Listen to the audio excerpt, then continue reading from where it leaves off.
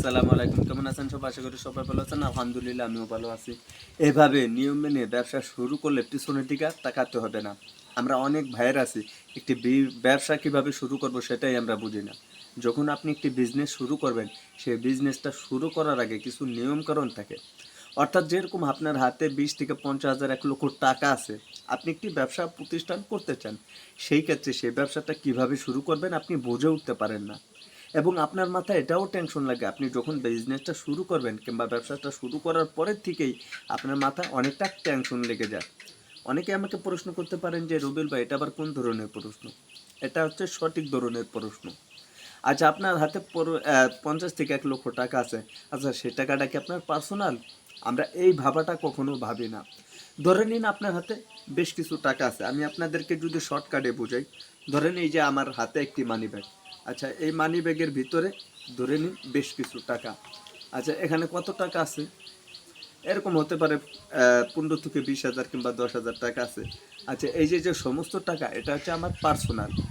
আপনাদেরকে এটা বুঝাইতে হয়, মানে ব্যবসার ক্ষেত্রে যদি কিছু বুঝাইতে হয় তাহলে আমার আগে ফোকাস করতে হবে টাকার দিকে। এই টাকাটা হচ্ছে সম্পূর্ণ আমার বিজনেসের টাকা, অর্থাৎ আমার ব্যবসার টাকা। আচ্ছা যখন এই যে যে আমার পার্সোনাল টাকা, এই টাকাটা কখনো আমার হাওলাত করা টাকা না। আমার একান্ত রক্ত কষ্ট করে, মানে যেরকম থাকে না যে আপনি অনেকটা পরিশ্রম করছেন, রক্ত পানি করার টাকা। হ্যাঁ, এই টাকাটা আমার নিজের এরকমটাই টাকা, হারামশোর কোনো টাকা না, হালাল টাকা। আমি অনেকটা কষ্ট করেছি, পরিশ্রম করেছি, সেই টাকা আমার। সেই টাকা দিয়ে যখন আপনি একটি বিজনেস শুরু করবেন, সেই চিন্তা ভাবনাটা একটু অন্যরকম থাকে।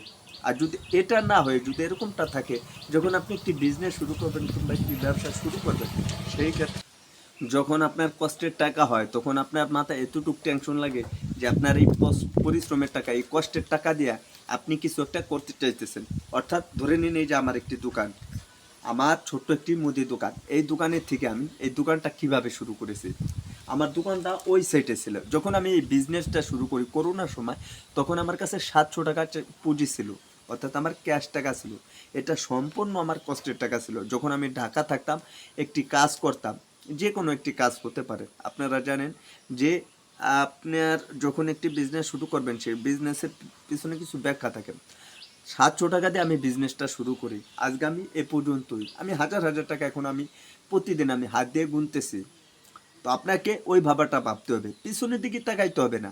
আপনার মন, দেল, নিয়ত সব কিছু যদি সঠিক থাকে, আর আপনি যদি সৎ একজন বান্দা হয়ে থাকেন, আউল ফাউল কোনো আলতো ফালতো না, তাহলে সেখান থেকে যে আপনি কিছু করতে পারবেন এটা আমি একদম বিশ্বাস করি, 100%। হ্যাঁ, তবে আপনাকে এই জিনিসটা আপনার নলেজে থাকতে হবে।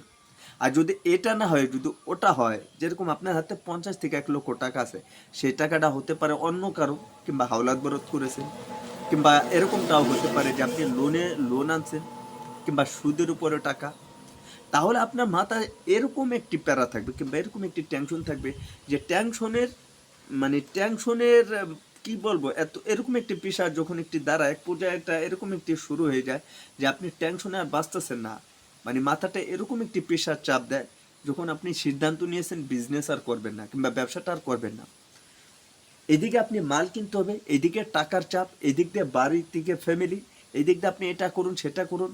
মানে চতুর্দিকে যখন আপনার একটি টেনশন ঢুকে যায়, তখন আপনার মন মানসিক কিংবা ব্যবসার যে একটা নলেজ থাকে, সর্বোচ্চ মনোযোগ দিয়ে যখন আপনি একটি বিজনেস করবেন, সেই মনোযোগটা অন্য দিকে চলে যায়।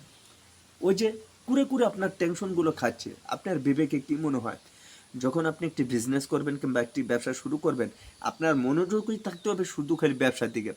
কিভাবে আপনি মাল কিনবেন, কিভাবে আপনি টাকা ইনভেস্ট করবেন, কিভাবে প্রোডাক্টগুলো বাড়াইতে হবে, কাস্টমার ধরে রাখতে হবে কিভাবে, সেই জিনিসটা আপনাকে নলেজে রাখতে হবে। সুতরাং এখানে বেশ কিছু পয়েন্ট থাকে, কিছু উদ্দেশ্য থাকে। যখন একটি ব্যবসা দিয়ে হচ্ছে না, তার পাশাপাশি অন্য কোনো কিছু করার চেষ্টা করতে হবে। এক্সাম্পলে আপনাকে আমি শর্টকাটে বোঝাই, যেহেতু আমি অত কিছু বোঝাইতে পারবো না। আমার হাতে একটি মগ দেখতে পাচ্ছেন, এখানে একটি চামচ, একটা ঘড়ি আছে, আর এখানে বেশ কিছু দেখতে পাচ্ছেন, এখানে প্লেট আছে। আচ্ছা এখন আপনারা বলবেন যে এটা দেখাইলেন কিসের জন্য, আরো কিছু পয়েন্ট দেখাই আপনাদেরকে। দেখেন, এটা আমি দেখাইতে ভুলে গেছিলাম। এই যে দেখেন, এটার ভিতরে মুড়ি আর এটার ভিতরে ফুচকা। বর্তমানে আমি দেখেন, এই আমার মুদির দোকানের পাশাপাশি আমি এই ধরনের বিজনেস শুরু করছি। এটা এদিকে দাও, পিছনে একটা মাল পড়ে গেছে, আর এই যে দেখেন এটার ভিতরে ডাউট। তো যে কোনো একটি বিজনেস যখন একটি শুরু করবেন, সে শুরু করার পিছনে কিছু ব্যাখ্যা থাকে। শুধু খালি বিজনেস শুরু করলেই হয় না ভাই, ব্যবসার কিছু নিয়ম কারণ থাকে। যখন আপনি একটা বিশেষ বিজনেস করবেন, ভালো লাগবে না, তার পাশাপাশি অন্য একটা ব্যবসা নিয়ে চিন্তা ভাবনা করেন। কিন্তু আপনাকে ব্যবসা করতেই হবে। আর যদি এটা না করেন যে না আপনি বিজনেস করবেন না, তাহলে দেখা যেতেছে আপনি এটা বাদে শুরু থেকেও কোনো কাজ খুঁজে নিন। কিন্তু যারা প্রফেশনাল অরিজিনাল একদম শুরু থেকে যারা ব্যবসা করে আসতেছে, তারা কখনো ব্যবসা ছাড়তে পারবে না। এটা আমি গ্যারান্টি দিয়ে বলতে পারি। যে ছোট ব্যবসা হোক বড় ব্যবসা হোক, ব্যবসার সাথে রক্তের সাথে যার মিশে গেছে সে কখনো ব্যবসা ছাড়তে পারবে না। যদি 1000 টাকাও যদি লস হয়ে যায়, তারপরও সে ব্যবসাটা করবে। যেরকম আমি ব্যবসা ছাড়া আমার ভালোই লাগে না। আমি আমার মুদি দোকানের পাশাপাশি দেখেন আমি বর্তমানে এই বিজনেসটা করতেছি। এটা আমি মুড়ির ভিতরে দিই, এই যে দেখেন এটার মুড়ির ভিতরে দিই। আবার এটা দেখা যাইতেছে ফুচকার ভিতরে দিই, অনেক ক্ষেত্রে ভালো লাগে। তো বিভিন্ন ধরনের ব্যবসা করতে হয় ভাই, একটা নিয়ে পড়ে থাকলে হবে না। আমি চিন্তা করতেছি যখন আমি এখান থেকে কিছু টাকা ইনকাম করব, 2 থেকে 300 কিংবা 500 টাকা যদি আমি এখান থেকে ইনকাম করি, তাহলে আমার বেশ কিছু টাকা আরো কিছু আয় হইতেছে। দেখা যেতেছে এখানে আমি